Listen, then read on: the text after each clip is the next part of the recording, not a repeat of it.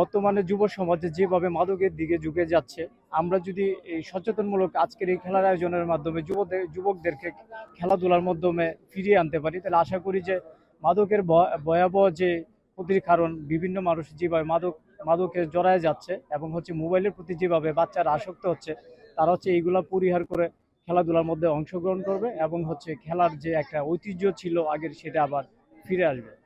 এখানে আজকে যে টুর্নামেন্ট মাদক বিরোধী এবং আজকে যে টুর্নামেন্ট সুশীল সমাজ এবং ইয়াং জেনারেশন যেভাবে মাদকের সাথে যেভাবে সম্পৃক্ত না হয়, ওই উদ্দেশ্যে যেন সামনে যারা জেনারেশন আছে তারা যেভাবে খেলাধুলায় অংশগ্রহণ এবং আগ্রহী থাকে, এই উদ্দেশ্যে আজকে আমাদের খেলা।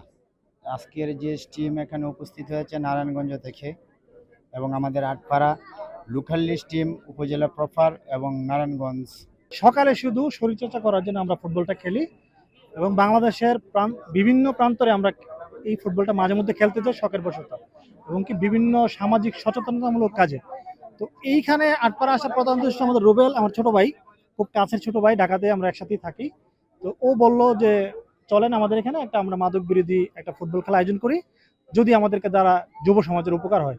আমরাও তখন রাজি হলাম। আজকে এই উদ্দেশ্যে আসা যে মাদক যেভাবে মহামারী আকার ধারণ করেছে, সেটার জন্য খেলাধুলার মাধ্যমে, ক্রিয়ার মাধ্যমে সেই জায়গাটা থেকে আমাদের ইয়াং জেনারেশন আজকে ভালোর পথে যেতে পারে, সেটি একমাত্র লক্ষ্য উদ্দেশ্য।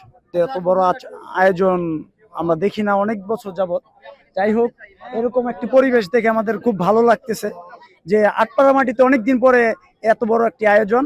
এই আয়োজনটি ঘিরে অনেক মানুষ, উৎফুল্ল জনতা এই মাঠের আশেপাশে আছে।